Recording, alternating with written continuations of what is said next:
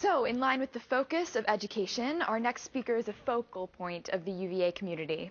He served as the Dean of Students at UVA since August 2007, and also serves as a member of the university's Critical Incident Management and Threat Assessment teams. He's a member of the American Bar Association and was inducted into the Raven Society in 1990. So, without further ado, I'm pleased to welcome our own beloved Dean Alan Groves. Hey, guys. So I promised them I'd keep this under about 11 minutes. It's an interesting time, 11 minutes, but I'm going to do that. So a lot of people sometimes think of me as, if you use the K-12 analogy, as the principal of UVA, right? Because part of what my job involves is safety and security. And in fact, it's a huge part of my job, even though there's other aspects of it. So what I want to talk to you all about today is a way to approach conduct issues that is different than the norm and different than the expectation that really we see in colleges and universities around the United States. Now, a great many schools use a zero tolerance policy. And you think of that sometimes in the K-12 setting, but the reality is it's very prevalent in colleges and universities for particular kinds of offenses, certainly any offenses involving violence, but also many schools have automatic penalties, in other words, no discretion for particular offenses that aren't violent in nature. And usually what we're talking about there is, for example, misdemeanor marijuana possession. Many schools have an automatic suspension policy of 6 months or a year. Now, the reason for this, I'm a lawyer. I spent 16 years practicing law. I'm still a lawyer. And I understand why universities and colleges do some of this. There is a fear of, if you show any kind of leniency or use discretion, that somehow if it goes wrong on the back end, you're going to be blamed for that, and there's going to be either civil litigation, meaning somebody's going to sue you for money, or the public reaction, public perception is going to be very negative that somehow you've failed. And I think this has been ramped up in particular with the handful of extremely serious shooting incidents that we've had at schools around the United States over the last decade. I think that's created a climate where university administrators are so fearful of making a wrong decision with someone that later then perpetrates additional violence that they swing dramatically the other way. And what I want to talk about real briefly with you this morning is why I think that's a mistake. I'll give you an example, though, of the mindset. There was an article in the Cavalier Daily not too long ago talking about a particular conduct issue. And one of the people who commented, meaning where you can make your own anonymous comments, the comment above had to do with someone who had committed an offense but had not been expelled by the university. And this is the comment. Quote, "If there's anyone out there that has had an encounter after these dates, I'd say you have a pretty good case against the university. They knowingly allowed this person to remain trusting in rehab." All right, let's stop there. That's the mindset that I'm talking about, right? Which is that if someone does something, that the university's only response should be to remove them from the university forever. And again, I'm going to tell you why I think that's wrong. Now, the reasons behind this, I've mentioned liability. Sometimes there's also, quite frankly, political pressures. And marijuana is a good example. There's pressure, I think, to show that we're being tough on drugs. And part of that is because a university or a college is responding to political pressures, especially if they're a state or a public university. Sometimes it's also isolating certain kinds of offenses and saying for a particular kind of offense, we will do this thing. Candidly, UVA has chosen for a long part of its history to do that around lying, cheating, and stealing, right? That's a zero-tolerance environment within the honor system, which is if you do this, you will leave, and there is no discretion to be applied. Let me give you an example of a student transferring here, another example of why I think this is wrong. So I got a call, this is a few years ago, I got a call from the admissions department, which is downstairs from me in Peabody Hall.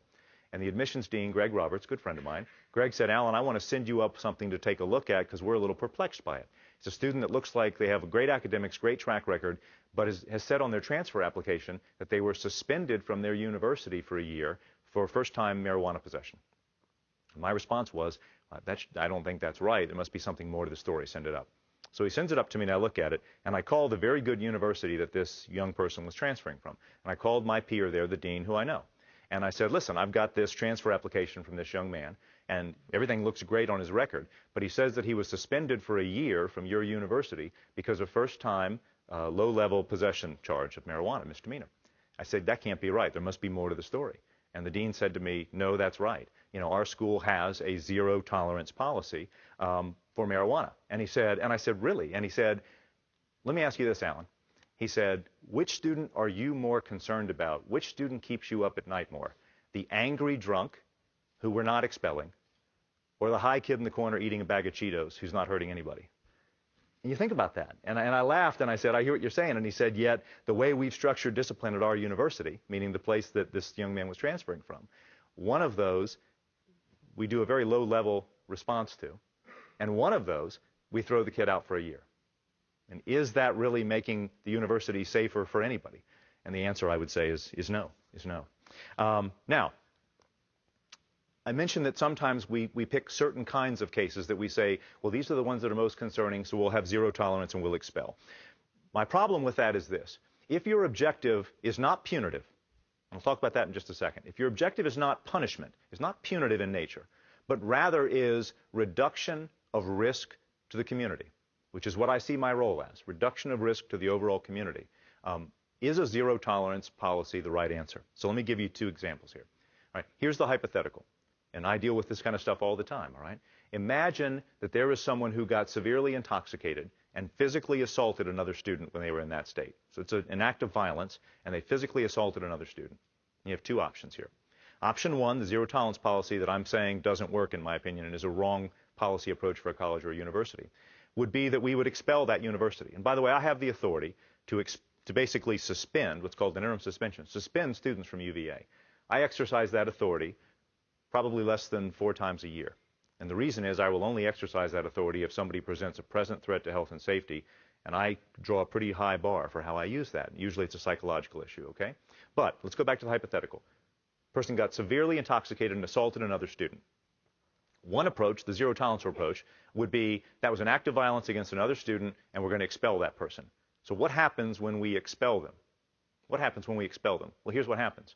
They're still sitting in their apartment off grounds. They're still drinking heavily. Nothing's happened to address that. That same anger and violence is still there, only now they're more angry because we've taken away the one thing, the university, and their opportunity to get a degree. So now they're not only still drinking heavily, still angry, they're angrier, and we've taken away probably the one thing that was our only leverage that we had. Did that make UVA or the Charlottesville community safer? It's an easy decision for the dean of students to make, to say, hey, I expelled him. If something else happens, it's not my fault because I threw him out of the university. Or we can take a different approach. We can sit down with that person, which is exactly what we do, and we can say, here's the incident that happens and that happened, and there has to be some accountability for that. But you will be allowed, you may have to leave the university for a period, but you will be allowed to be in this university and to get your degree if you will do the following things. You will agree to go and get counseling on alcohol. You'll agree to abstain from alcohol. You'll agree to sign a release that allows your therapist to talk to me and say that you are cooperating fully in that therapy and doing exactly what you're supposed to do. And maybe you'll get counseling for anger if that's one of the issues that's there. And then when you return to the university after, say, a semester, you'll meet with me on a monthly basis so that I can eyeball you and check in and talk about how things are going. Now, which of those two outcomes makes the community safer? I would argue the second one, because actual rehabilitation, actual effort is made to change what it was that made the situation violent or risky in the first place.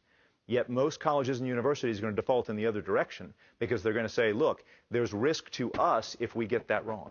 So if we simply expel somebody and throw them out of the university, we don't care that they go on to some other university, somewhere else, completely unresolving any problems that they had. They're not our problem anymore. Or we can say, you know what, there's an investment not only in that individual, but in trying to make the whole community safer, and so I've got to help fix that problem.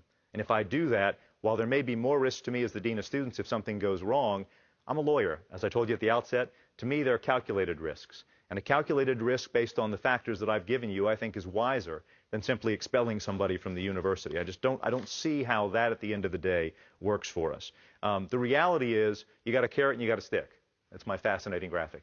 I think the carrot works because the carrot is the leverage of a degree from the university.